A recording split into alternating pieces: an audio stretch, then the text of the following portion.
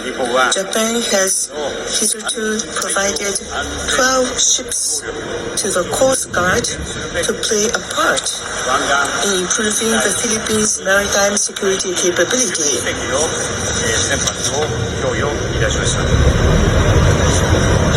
Furthermore, a Japanese firm delivered a warning and control radar to the Philippine Air Force last month in order to improve air domain awareness. Also, yesterday, Japan agreed with the Philippines to provide coastal surveillance radars to the Philippines Navy as the first cooperation project in the world under Japan's newly established Official Security Assistance, OSA, this year.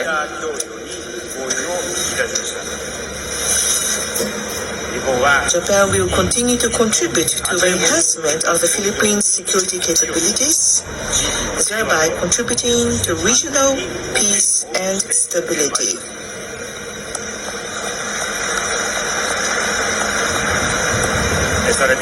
Furthermore, we concurred with President Marcos to commence formal negotiations on a Japan-Philippines reciprocal access agreement.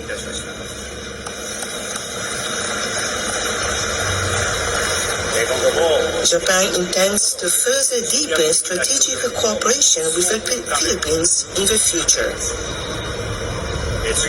Next, I'd like to touch upon cooperation in the areas of economy and investment. Japan is the largest donor to the Philippines.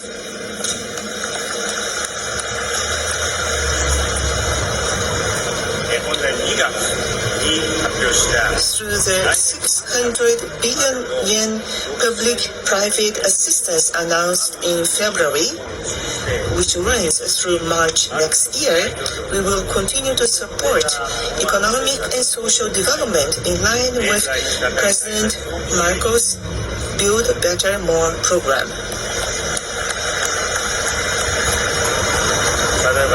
For example, the construction of the Philippines' first subway system is underway in Manila with Japanese assistance.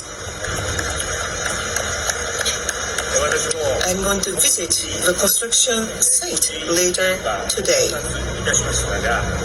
I am proud of the fact that Japan can play a part in this subway project, which is said to be a 50-year dream.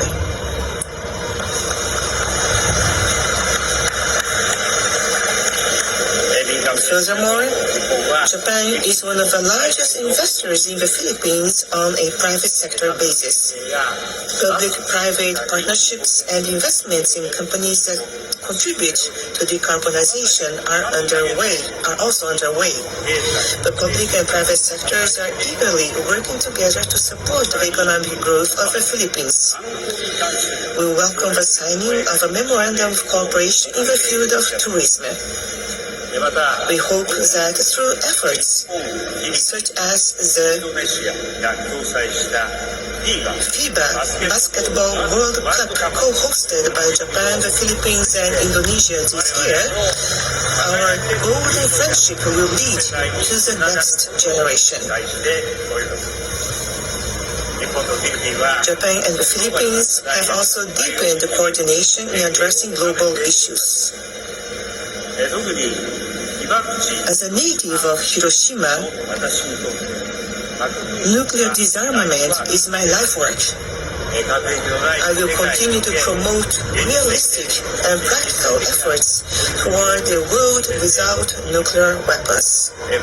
With this in mind, I am pleased that in September we were able to co-host the commemorative high-level event on a fissile material cut-off treaty FMCT with Foreign Minister Manalo.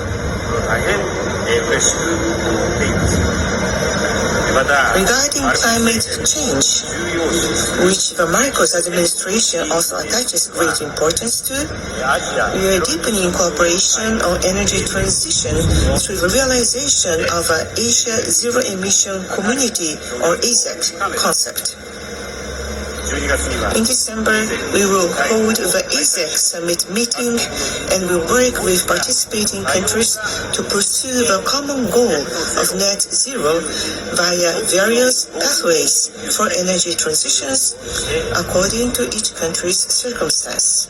Lastly, I'd like to offer a few words about the cooperation among Japan, the Philippines, and the United States in order to maintain and strengthen a free and open international order based on the rule of law. Multi-layered cooperation among allies and like-minded countries is crucial. In September, President Marcos, U.S. Vice President Harris, and I exchanged views for the first time and confirmed to enhance cooperation.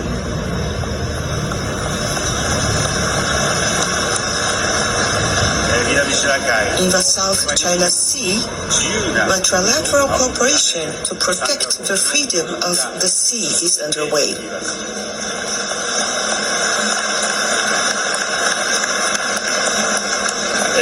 In addition to the participation of Japan's self-defense forces in the joint U.S.-Philippines exercises held last month, the first joint exercise by the Coast Guard agencies of the three countries was held in June this year. Through these efforts, let us protect the maritime order, which is governed by laws and rules, not by force.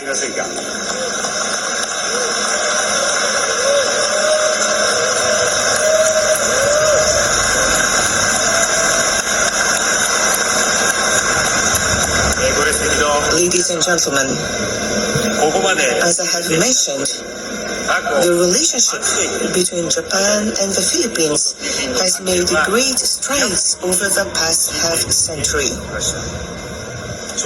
I believe that the people-to-people connection is a bedrock of this relationship. I offered flowers yesterday at the monument to Dr. Jose Rizal.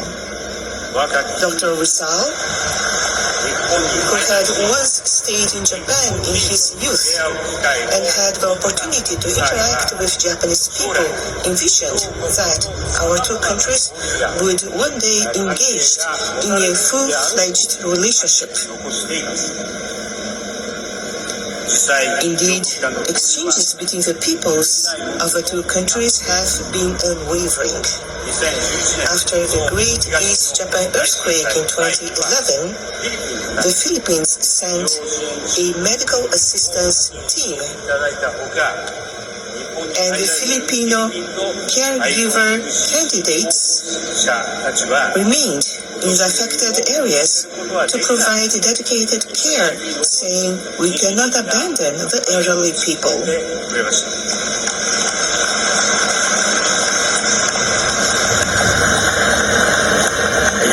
In return, when Typhoon Yolanda struck in 2013, Japanese people from the disaster-stricken area of Tohoku went to the Philippines to assist in the recovery and reconstruction efforts. This kind of relationship is what former Prime Minister of Japan, Fukuda, articulated, the heart-to-heart relationship. I believe that it is the responsibility of those living in the present to take the heart-to-heart ties established by our predecessors to new heights and pass them on to the next generation.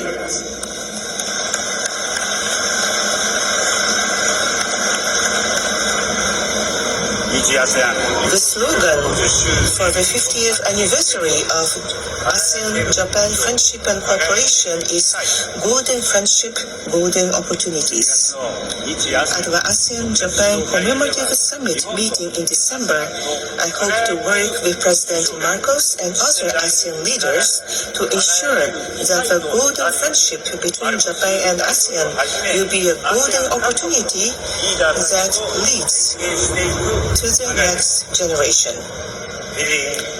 To friends of the Philippines and ladies and gentlemen, in conclusion, I would like to express my deepest gratitude for the warm hospitality upon my visit to the Philippines. I will continue to do my utmost to ensure that the strong friendship between Japan and the Philippines will last and further develop in the future. Thank you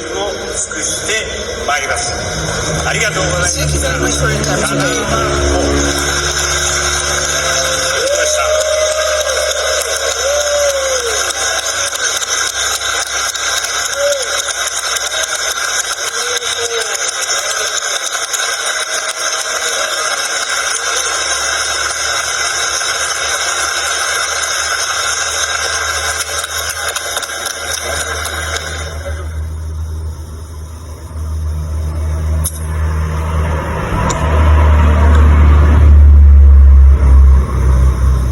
On behalf of the Philippine Senate, we express our deepest gratitude to His Excellency Prime Minister Kishida Fumiyu for his gracious acceptance of our invitation to address a special joint session of Congress, illuminating the path towards an even more robust and dynamic relationship between our two nations. One that is grounded in the common pursuit of peace and progress within our countries and throughout our region. Long live Philippine-Japan friendship and partnership.